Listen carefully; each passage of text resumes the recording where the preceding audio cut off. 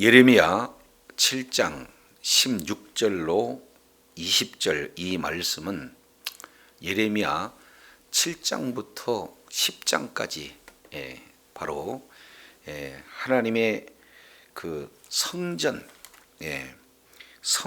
설교라고 하는 그런 내용으로 지금 소개가 되고 있습니다. 그래서 이제 얼마나 신앙이 오염되어 있는가 하는 그 신앙 오염된 내용들을 지적하고 심판을 이렇게 선언하는 12편 설교 가운데 세 번째 설교 내용에 연속된 내용이죠. 그래서 우리가 지난 시간 예레미야 7장 1절부터 15절까지 이 내용을 통해서 왜곡된 그런 성전 신앙에 대해서 우리가 이제 살펴봤습니다. 그래서 이제 얼마나 그들이 타락했는가.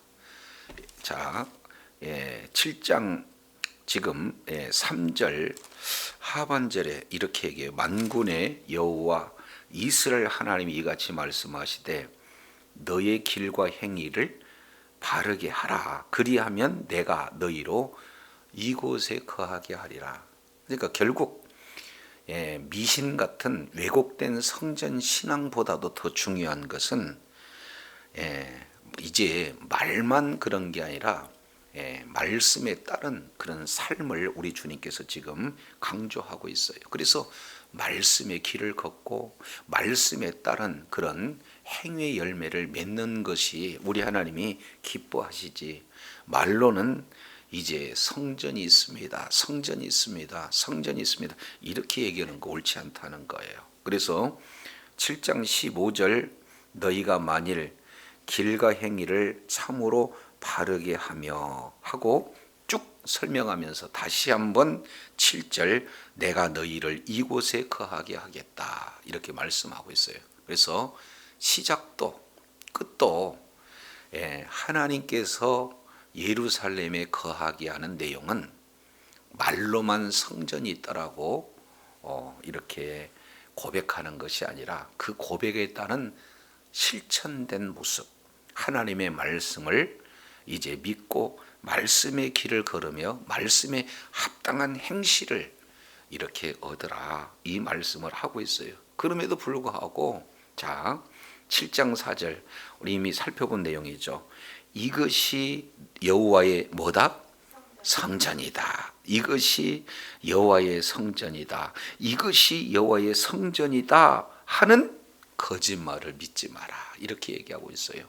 그들은 하나님의 성전이 있기 때문에, 하나님의 성전은 하나님의 임재한 장소이기 때문에 어떤 그런 아수르나 그리고 지금 현재 신흥 열강인 바벨론조차도 어찌할 수가 없다. 이유는 우리에게 성전이 있기 때문이다. 이렇게 거짓을 지금 지도자들은 백성들에게 외쳤고 백성들은 그걸 그대로 따랐어요. 그래서 입으로는 하나님의 성전이 있습니다 라고 고백하지만 실제로는 하나님의 성전에 따른, 그리고 하나님께 바른 관계가 이루어지지 못하고 하나님 보시기에 그런 아름다운 그런 신앙의 결실도 없으면서 지금 아주 신앙을 왜곡하는 그런 어떤 내용들을 살펴볼 수 있게 됩니다. 자, 그래서 우리 하나님께서 오늘 7장 16절부터 20절까지 지금 혼합된 그런 신앙의 그런 내용을 우리 하나님께서 지금 선언하고 계시는데 크게 두 파트로 나누어서 살펴볼 수 있습니다. 16절부터 지금 18절까지 이 내용을 통해서 보면은 그릇된 미신과 같은 혼합주의예요. 그러니까 입으로는 성전, 여호와의 성전이다, 여호와의 성전이다 라고 얘기하지만 실질적으로는 여호와의 신앙도 있는 것 같으나 실질적으로는 우상 숭배에 아주 적극적인 그런 자들을 향해서 우리 하나님께서 아주 극단의 지금 선언을 하고 있는 것이 16절이에요. 16절 뭐라고 말씀하고 있습니까? 그런즉 너는 이 백성을 위하여 기도하지 마라. 한 번만 얘기한 게 아니라 그들을 위하여 부르짖어 구하지 말라. 한 번 더, 내게 간구하지 마라. 이렇게 말씀을 하고 있어요. 3번씩이나 기도하지 말라, 구하지 말라, 간구하지 말라. 지금 예레미야는요, 하나님의 말씀이 이제 예루살렘에 돌아다니면서 찾아도 정말로 이제 하나님이 원하는 정의를 행하는 것, 하나님이 원하는 진리를 구하며 그 진리 가운데 행하는 그런 사람 한 사람만 있다면은 예루살렘 성을 사해 주겠다. 그런데 아무리 찾아봐도 한 사람을 만날 수가 없는 거예요. 그러니 하나님께서는 이미 예루살렘의 심판이 선언되었고, 그리고 그 선언의 참상이 얼마나 이제 심각한 그런 상황인가를 예레미야는 누구보다도 잘 알기에 이제는 이스라엘 백성들을 이제 대신해서 하나님 앞에 간구하게 되어지는 거죠. 그랬을 때 지금 오늘 본문 내용을 통해서 보면은 여러 번 예레미야가 민족을 위해서 간구를 할 때 우리 하나님께서는 예레미야에게 특별히 뭐라고 말씀하고 있습니까? 이 백성을 위해서 너는 기도하지 마라. 3번씩이나 부르짖어 구하지 말고 내게 간구하지 마라 하는 이 내용을 3중적 반복을 진행하고 있어요. 그러니까 우리 하나님께서는 기도를 금지시키는 거죠. 다시 말씀드린다면 기도 하지 말라 하는 그 내용은 이제 심판뿐이 없다, 이 사실을 지금 말씀을 하고 있어요. 기도한다 할지라도 내가 너에게 기도 응답을 해주지 않겠다, 지금 이 말씀이에요. 이것은요, 이스라엘 백성들이 생각했을 때는 지금까지 이제 전례를 찾아볼 수 없는 아주 이례적인 하나님의 선언이다, 이렇게 볼 수가 있습니다.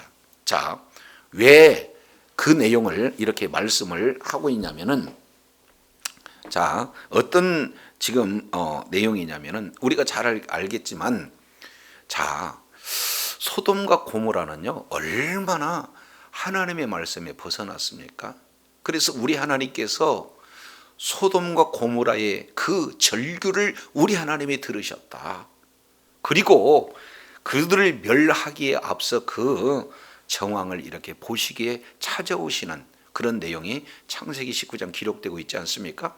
그랬을 때 바로 심판을 해요. 이제 그 심판 속에서도 의인을 구원해 내시려고 하는 그런 하나님의 마음이 소개가 됩니까?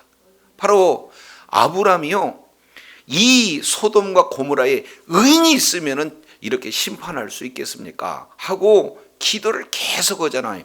의인 50명이 있어도 심판하겠습니까? 45명도 30명, 20명, 10명 이 의인이 있으면은 심판할 수 있겠습니까? 했을 때 소돔과 고모라의 그런 악행을 거하는 그 장소에서도 우리 하나님께서는 기도를 이렇게 금지하지 않았다, 그 말이죠. 더 심각한 것은 우리가 잘 알고 있는 요나 선지자를 통해서 보면은 더더욱 이제 이 내용이 얼마나 이례적인 그런 금지 명령인가 알 수 있죠. 자, 그때 시대 당시에 이 아수르 그러면은요 아주 흉악하고 포악하기로 아주 이를 데 없는 그런 이런 자들 아니겠습니까? 그래서 철저하게 예루살렘 그리고 북이스라엘 얼마나 유린했습니까? 그럼에도 불구하고 우리 하나님께서는 그 니누의 성에 있는 하나님을 알지 못하는 그런 자들이 있어서 요나 선지자를 통해서 뭐 하는 거예요? 복음을 증거하라고 말씀하고 있는 그런 어떤 내용들을 볼 수 있어요. 그리고 그저 쓱 지나가면서 복음을 전했고 그들의 회개의 기도를 우리 하나님이 들으시고 심판을 이제 거두시는 그런 어떤 장면을 볼 수가 있지 않습니까? 그러니까 이 기도하게 되어지면요 하나님께서는 반드시 기도를 들어주시는 거죠. 그런데 오늘 예레미야 선지자는 지금 심판이 결정된 예루살렘 이런 백성들을 위해서 기도하지 말라는 거예요. 그러니까 기도하면 조금의 소망이 남아있을지라도 기도하지 않는다. 그러면 이미 소망 자체가 끊어지는 그런 내용임을 우리가 살펴볼 수가 있습니다. 이것은 성경 여러 곳에 너무나 많은 내용들이 기록이 되고 있는 것을 볼 수가 있습니다. 자, 비근한 예로 출애굽기 32장 이 내용을 통해서 보면 사실은요 모세 오경의 가장 중심적인 그런 내용이기도 하지요. 왜 그러냐면 자, 이스라엘 백성들이요 이제는 하나님께서 이스라엘 백성들을 택하셔서 이스라엘 백성들과 언약을 맺으셔요. 그리고 그 언약을 맺으신 그 언약의 말씀을 친히 손가락으로 기록했다. 그래서 그 돌판을 모세에게 주시겠다고 모세를 올려보내 지금 올라오라고 명령하고 계시잖아요. 그런데 그 언약을 밟고 있는 그 시기에 이제는 40주 40야 아주 사람이 생각할 수 있는 그런 생각으로는 절대 사람이 살 수 없다. 그러나 하나님께서 함께 하신 그곳에는 바로 하나님의 보호가 있기 때문에 바로 가능하다 그 말이죠. 살 수 있다 그 말이죠. 자, 그런데 모세에게 하나님께서 말씀을 주실 그때에 시내산 밑에서는 뭘 했습니까? 금송아지를 세우고 우상 숭배를 이렇게 진행했어요. 하나님께서 아주 그냥 노가 격발하시는 그런 내용이 되어지죠. 그래서 모세에게 자, 너는 칼을 들고 내 부모 형제 친지 가리지 않고 모두들 다 쳐라 이렇게 진행할 때 1차 지금 모세는 그 말씀에 순종하면서도 하나님 앞에 뭐라고 기도해요? 하나님, 우리가 우상 숭배하는 것 잘못했습니다. 그러나 이 죄를 용서해 주세요. 그리고 이 백성을 용서해 주지 않을 것 같으면 생명책에서 내 이름을 제하여 주시옵소서 하고 백성을 위해서 중보 기도했던 그런 모세, 그 모세의 기도를 우리 하나님이 들어주시던가요? 안 들어주시던가요? 그렇습니다. 들어주셔요. 그러니까 예레미야는 이처럼 모세의 마음으로 지금 중보 기도하고 있는 내용이 수차례되는 것을 볼 수가 있어요. 그런데 우리 주님께서는 기도하지 마라, 구하지 마라, 간구하지 마라 이 내용을 계속 지금 반복하고 있는 것을 볼 수가 있습니다. 자, 이제 아수르가 쳐들어올 그때 당시에 이제 히스기야는 어땠습니까? 정말로 하나님 앞에 간구하는 그런 내용들을 볼 수 있어요. 이것은 이사야서 36장, 37장, 38장까지 자세히 지금 기록되고 있는 그런 내용이죠. 우리 하나님께서 히스기야의 기도를 외면치 않았어요. 그래서 한 천사를 보내서 하루아침에 18만 5천 명이라고 하는 그런 군대를 완전히 몰살시켜서 이스라엘을 구원해 주시는 놀라운 그런 역사가 이제 이사야 선지자를 통해서 지금 말씀을 하고 있지 않습니까? 그 후에 히스기야는 죽을 때쯤에 하나님을 붙들고 기도했을 때 이제는 생명을 바로 15년 연장해 주셨던 바로 주님이, 그럼에도 불구하고 이렇게 아수르를 이제 회개해서 구원하시는 그 일에 대적조차도 소돔 고모라 때도 우리 하나님께서 아브라함의 기도, 중보 기도를 들었던 우리 주님께서 기도를 금지해라, 그 얘기는 이미 소망이 없다는 거예요. 그래서 이 내용을 통해서 우리가 한번 살펴볼 수 있는 것은요, 우리가 하나님의 말씀을 붙들고 우리 하나님 앞에 기도할 수 있다는 이 자체가 우리에게는 놀라운 축복인 줄로 믿습니다. 그래서 기도하는 그 자체가 우리들에게는 소망이고, 기도하는 그 자체가 우리들에게 뭐예요? 희망이 되어지는 거예요. 그래서 사무엘 선지자는 이 비결을 알고 사무엘 상 12장 23절 이 내용을 통해서 보면은 이제 사무엘이 거하는 때에 어떤 외적도 넘볼 수 없잖아요. 그러면서 마지막 하나님 앞에 이제 지금 기도하는 그 내용을 이렇게 표현을 해요. 내가 너희를 위해서 기도하리라. 그리고 기도하지 않는 죄를 내가 범하지 않겠다. 지금 이렇게 말씀을 하고 있어요. 그래서 한 사람의 기도가 이제는 하나님의 그 능한 손을 움직임으로 말미암아 하나님의 기도 응답으로 놀라운 그런 회복의 역사, 축복의 역사, 이 내용이 이루어진다는 거예요. 그래서 우리가 한 사람 한 사람이 깨어서, 가정에 한 사람이 깨어서 말씀을 붙들고 기도한다. 그 가정 소망이 있습니다. 그리고 지금 이렇게 사회가 아주 어려운 그런 상황이 된다 할지라도 말씀 붙들고 기도하고 있는 그런 자가 있기에 아직은 우리 하나님께서 이래 이제 소망의 불을 끄지 않고 그나마 우리에게 소망이 있다는 그 자체가 우리들에게 얼마나 큰 기쁨이 되는지를 몰라요. 그래서 오늘 너는 이 백성을 위하여 기도하지 말라, 부르짖어 구하지 말라, 내게 간구하지 말라. 이 내용은 문법적 내용으로 보면 미완료예요. 그러니까 한 번만 구하지 말라, 너는 계속해서 구하지 마라. 구한다 할지라도 나는 듣지 않겠다. 완전한 심판을 선언하고 있는 내용들을 볼 수 있어요. 그렇다면 왜 이렇게 하나님께서 조금도 소망의 빛을 주시지 않고 이렇게 심판을 선언하실까 하는 그 이유가 17절, 18절 이 내용을 통해서 보면 잘 알 수 있어요. 자, 17절 한번 보실까요? 너는 그들이 유다 성읍들과 그 다음에 예루살렘 거리에서 행하는 일을 보지 못하느냐, 이렇게 지금 말하고 있어요. 한번 생각해 보세요.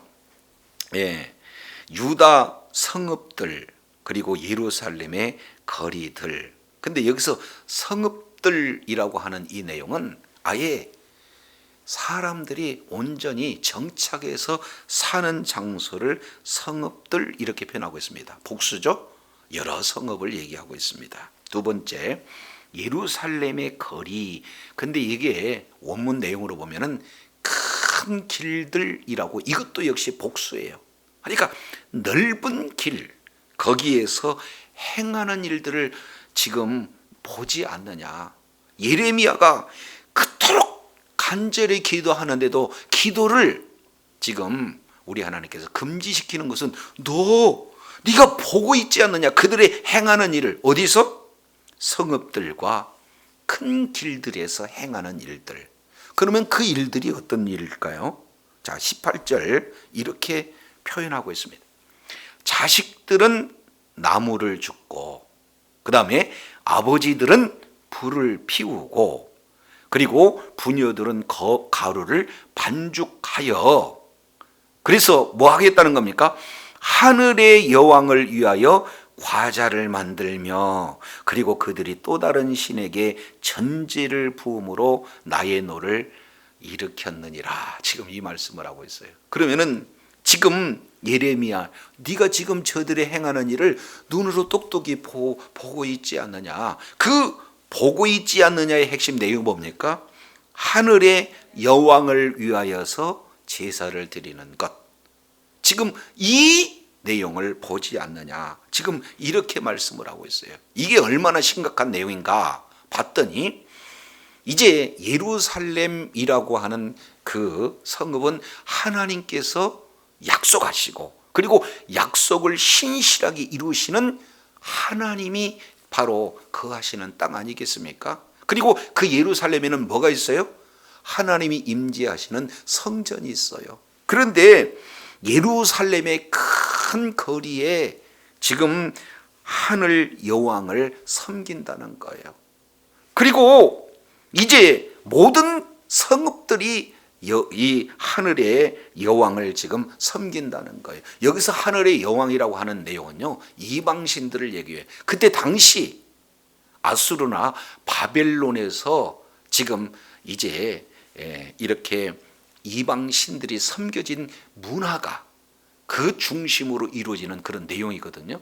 그러면 여기에서 하늘의 여왕이라고 하는 내용은 이시타르라고 그래요. 이시타르.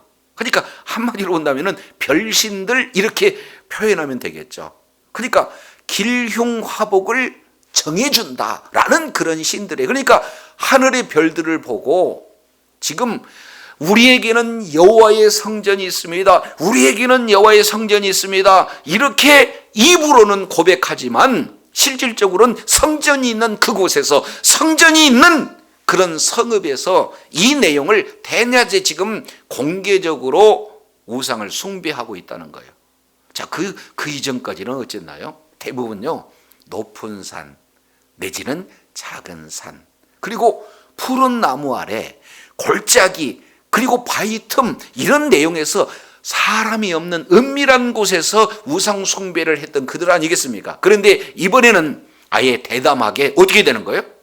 사람들이 보는 이제 대중 앞에서 버젓이 이런 우상 숭배를 자행하고 있다는 사실입니다. 더 심각한 것은 18절 내용을 보니까 뭐라고 표현하고 있어요? 자식들, 아비들, 부녀들. 그러니까 자, 이 가정은 아비도 어미도 자녀들도 있는 것을 가정인데, 한 가정뿐만 아니라 뭐예요? 몰수히 지금 많은 그런 가정들이 가족 단위로 총동원이 돼가지고 이제 어떻게 하면은 지극정성으로 이 하늘의 여왕신을 지금 섬길까, 이런 총체적인 그런 우상 숭배의 모습을 이렇게 볼 수가 있어요. 그러니 자, 보세요. 성읍들도 그렇습니다. 큰 대로에서도 그렇습니다. 그리고 가족 단위마다 그렇습니다. 그리고 온 가족의 총동원해서 우상 숭배하고 있습니다. 이게 하나님의 분노를 얼마나 지금 격동하게 하는가라는 사실을 예레미야에게 지금 이렇게 이유를 설명하고 있어요. 네가 기도하지 말라는 내용은 네가 보고 네가 지금 알고 있듯이 이것은 모든 총체적인 우상 숭배가 아니겠느냐, 지금 이런 내용들을 말씀을 하고 있습니다. 자, 이 내용이 왜 그러면 이렇게까지 타락이 되었을까? 그 역사의 내용을 통해서 보면은, 자, 이제 남유다 왕 중에 므낫세, 그러면은요, 므낫세의 죄 때문에 우리 하나님께서 지금 예루살렘을 심판하시겠다는 결정이 내려지는 거거든요. 그런데 이 므낫세라고 하는 이 자가 어떤 내용인가, 이 부분들을 우리 한번 살펴보시죠. 열왕기 하 21장 이 내용을 통해서 보면은 므낫세의 악행에 대해서 자세히 이렇게 기록하고 있습니다. 자, 그 내용이 열왕기하 21장 1절, 므낫세가 위에 나갈 때의 나이 12세라 예루살렘에서 무려 55년을 치레했다. 자, 그런데 그의 모친의 이름은 헵시바더라. 2절입니다. 므낫세가 여호와 보시기에 악을 행하여 여호와께서 이스라엘 자손 앞에서 쫓겨내신 누구를요?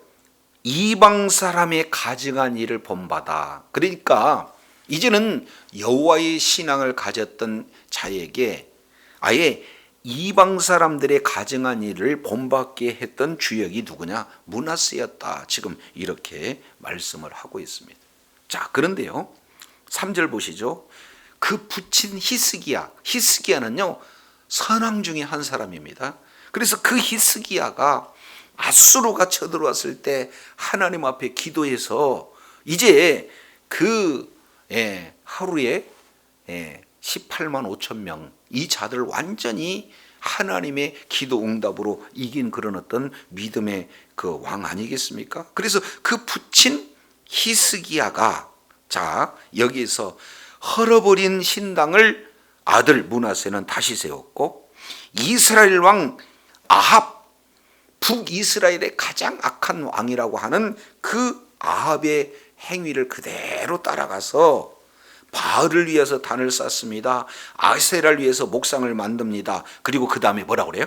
하늘의 일월성신을 숭배한다. 이 내용이 오늘 하늘 여왕, 하늘 왕후, 여기에 봐서 위시타르라는 이런 그때 당시에 아수르나 바벨론 지역에서의 그런 이방신을 숭배하는 내용들을 그대로 도입했던 자가 바로 누구예요? 므낫세예요.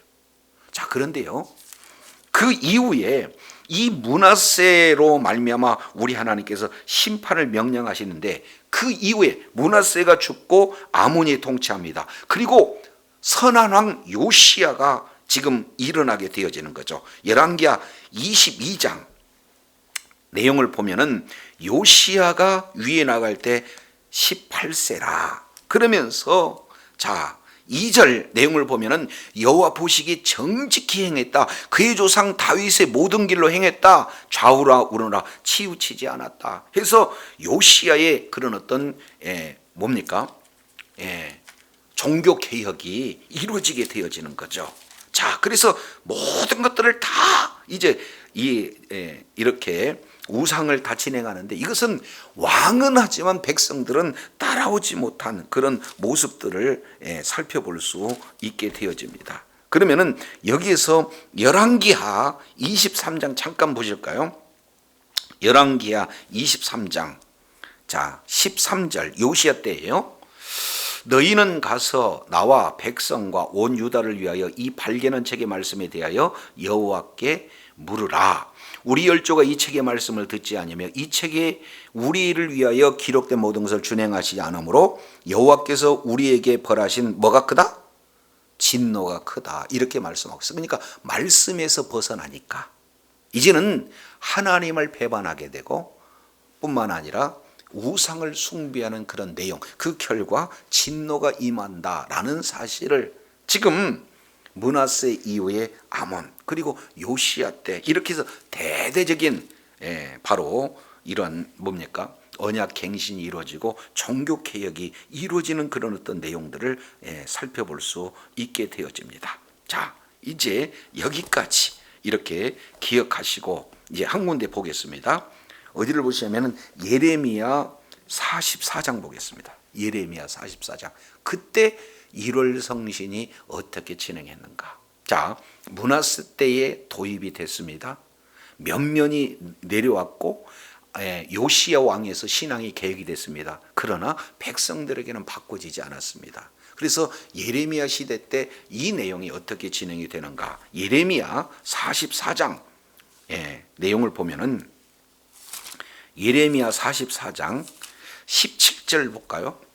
우리 입에서 낸 모든 말을 정령이 실행하여 우리의 본래 하던 것 곧 우리와 우리 선조와 우리 왕들과 우리 방백들이 유다 성읍과 예루살렘 거리에서 행하던 대로 하늘의 누구에게?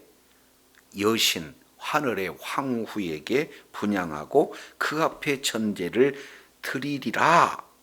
대저 그때는 우리가 식물이 풍부하고 복을 받고 재앙을 만나지 아니하였더니 지금 이렇게 얘기해요. 왜 그러냐면 예레미야에 대해서 지금 와가지고 따지는 거예요.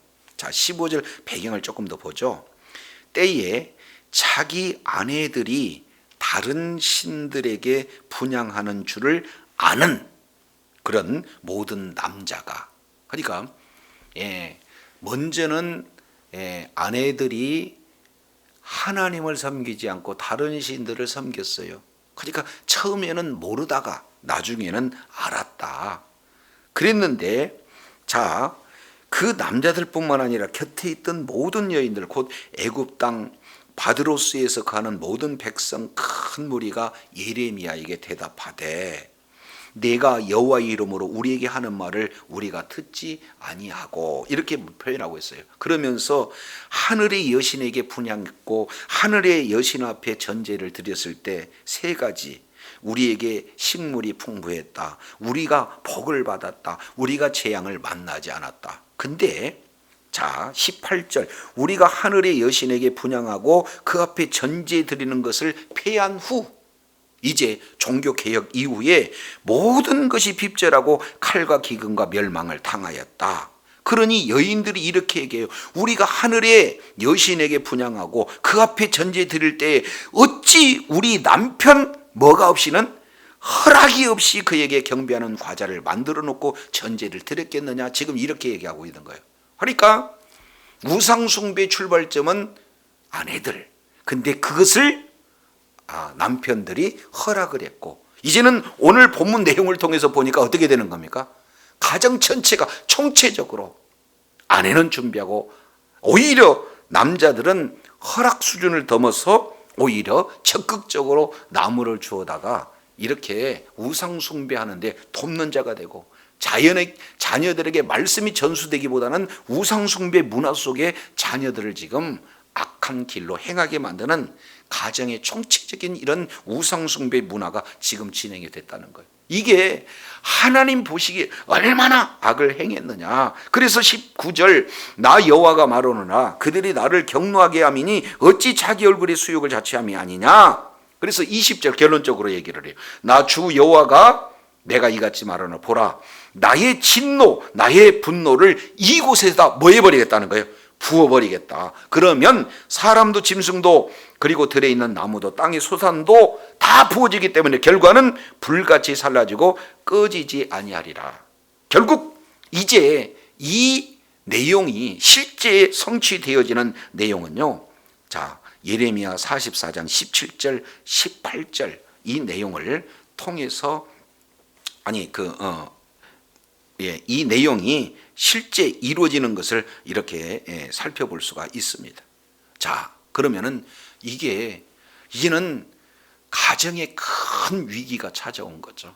그렇지 않습니까? 그러니까 이 가장이 바로 서야 되는데 가장이 이렇게 바로 서지를 못하고 오히려 우상 숭배를 처음에는 무지에서 이렇게 분별하지 못하고, 또 이제는 하나님을 섬기지만 물질적으로 풍요해지고 그리고 재난이 없고 여러 가지 좋은 그런 축복의 환경이 나타난다라는 잘못된 내용을 받아들임으로 말미암아 여인들이 잘못 걸어가는 길을 어떻게 돼요? 허용할 뿐만 아니라 적극적으로 동참하는 이런 모습들, 이게 심각한 거거든요. 이게 대표적인 사건이 어디서 나타났습니까? 에덴 동산에서 있던 일이에요.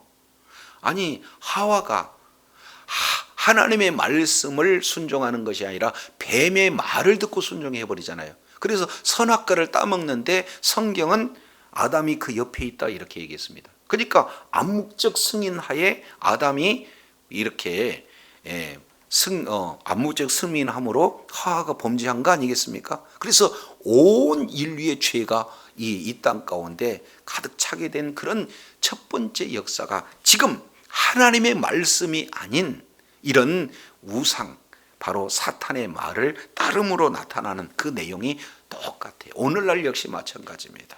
저와 여러분이 하나님의 말씀을 따라가는 것이 아니라 세상 풍조를 따라간다, 하나님의 말씀을 따라가는 것이 아니라 이 세상의 가치 기준을 더 존귀하게 여긴다, 이런 내용은 그때 당시 이제 이스라엘 백성들과 비단 다를 바가 없다는 것. 왜 그렇습니까? 그들도 그 중심 가운데는 우리에게 여호와의 전이라, 여호와의 성전이라, 여호와의 성전이라, 성전을요 마치 미신처럼 잘못된 그런 신앙을 갖고 있으면서도 동시에 여호와도 믿고 그리고 뭐예요? 하늘에 황후도 이렇게 경배하고, 이런 아주 혼합주의 그런 어떤 내용에 우리 주님께서는 진노해서 결국 심판하게 된다라는 사실을 지금 말씀을 하고 있는 것을 봅니다. 그렇지 않습니까? 자, 그렇다면 우리가 이 부분들을 오늘날 우리가 어떻게 적용을 해야 될까요? 지금 이스라엘 백성들의 내용은 완전히 형식적인 신앙이에요. 하나님이 계신 그곳이 바로 성전이지, 하나님이 계시지 않는 곳은 뭐가 됩니까? 건물이에요.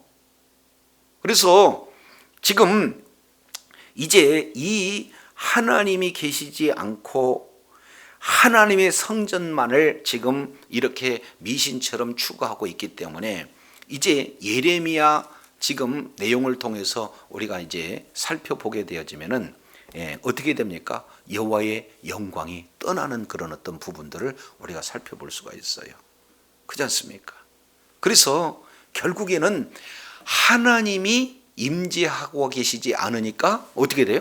이방인들이 쳐들어와서 건물을 다 무너뜨릴 수 있는 근거가 되어지는 거고, 그래서 훗날 이제는 이스라엘 백성들은 바벨론 포로로 끌려가고 성전은 완전히 회파가 되어지는 그런 내용들을 볼 수 있습니다.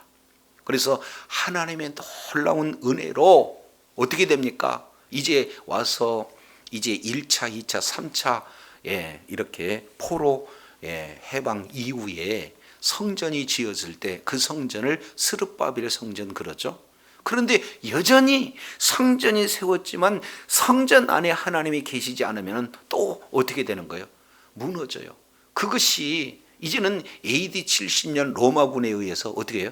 다 성전이 회파가 되어집니다. 그리고 예수님이 오실 그 당시에 헤롯 성전이라고는 아주 아름답게 성전이 세워지는데 우리 주님이 제자들과 함께 가면서 뭐라고 얘기해요? 제자들이 예수님 앞에 예수님 이렇게 성전이 아름다워요. 그러니까 우리 주님이 하시는 말씀은 뭐라고 표현하고 있습니까?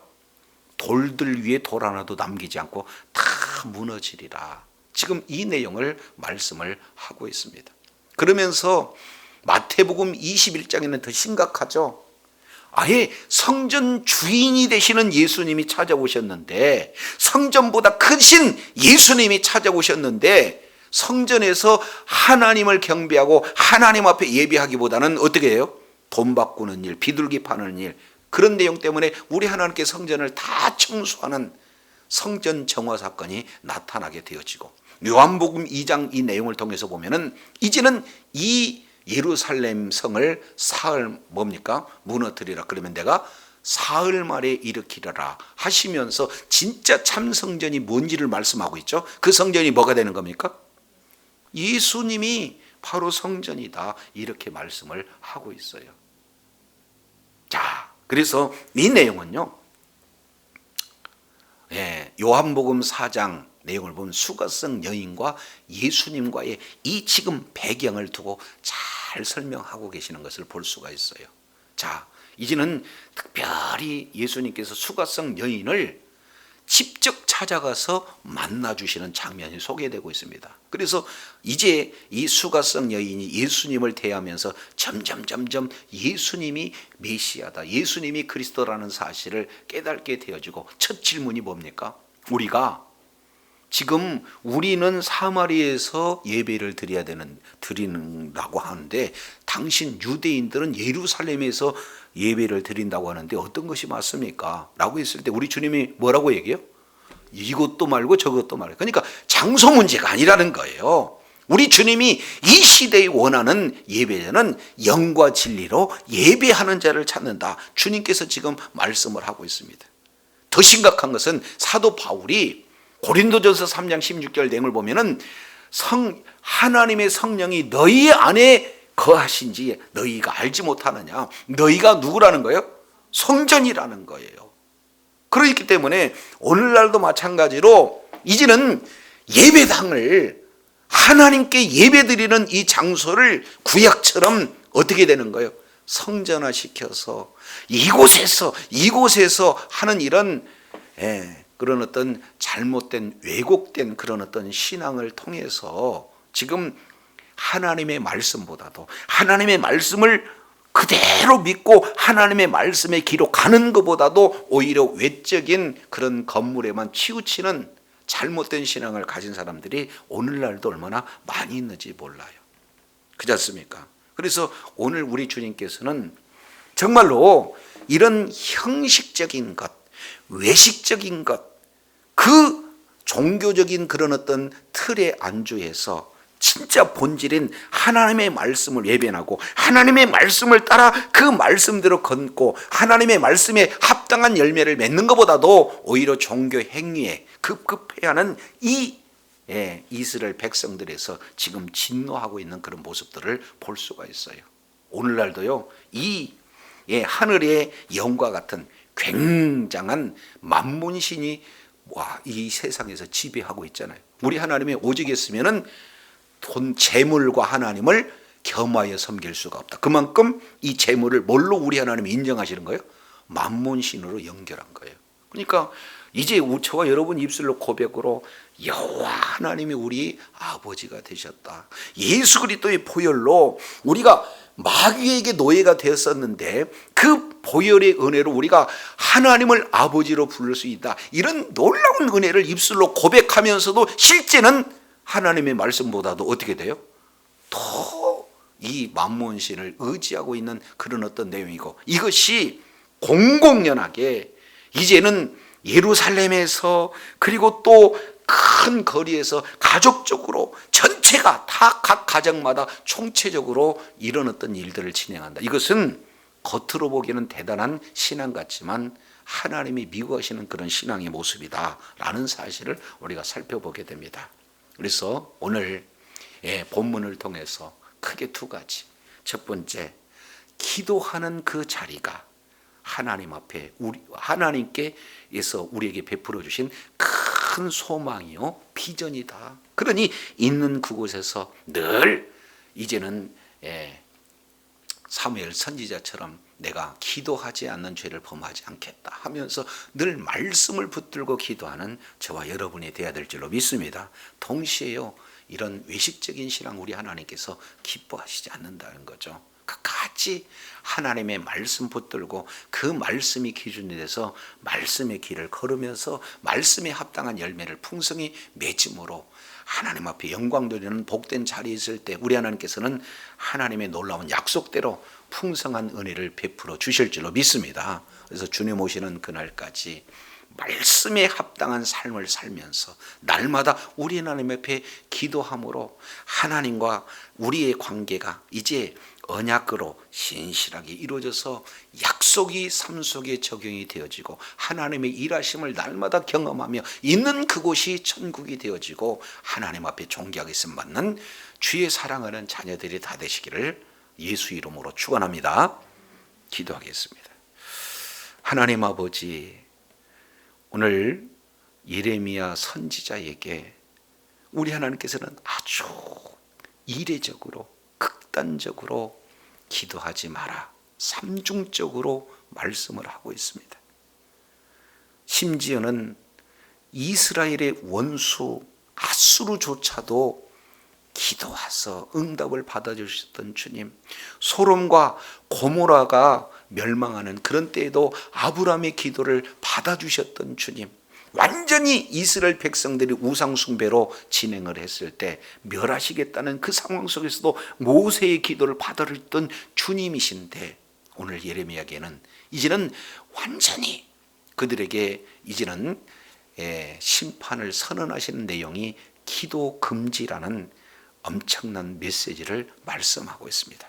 그 속에 반면 우리가 말씀을 붙들고 기도할 수 있는 그 은혜가 주어졌다는 것은 우리에게 얼마나 큰 소망인지 다시 한번 일깨워 주셨사온즉 있는 그곳에서 말씀 붙들고 기도하여 하나님 앞에 존귀하게 맞는 주의 사랑하는 자녀들 다 되게 하여 주옵소서. 특별히 시대적으로 이제는 미신적인 성전 그런 왜곡 신앙을 우리 하나님께서 아주 진노하고 있다는 사실을 살펴보게 됩니다. 입술로는 하나님, 입술로는 예수님, 입술로는 성령님, 입술로는 하나님의 말씀 계속 외치지만 실제적으로는 이제는 성읍과 예루살렘 성과 거리와 그리고 온 각 가정과 그 가정의 모든 구성원 전체가 다 이제 우상 숭배를 하나님을 이야기하면서 우상 숭배에 가장 앞장섰던 모습을 우리가 살펴보면서 우리 또한 정말로 입으로는 하나님의 구원에 감사하지만 실제로 하나님이 원하시지 않는 그런 일에 더 집중하지 않는가, 우리를 다시 한번 되돌아보면서 이제 말씀에서 벗어난 그 길이 있다면 다시 말씀으로 이제 회개하고 날마다 주님 앞에 이제 고백하고 주님의 인도함을 따라 이제는 정말로 주님의 원하시는 말씀이 기준이 되는 삶, 말씀을 삶 속에서 이제 이루는 그런 능력의 그런 자리에 있음으로 말미암아 하나님께서 허락하신 놀라운 분복을 다 받아 누리는 지혜자여 축복자 되게 하여 주옵소서.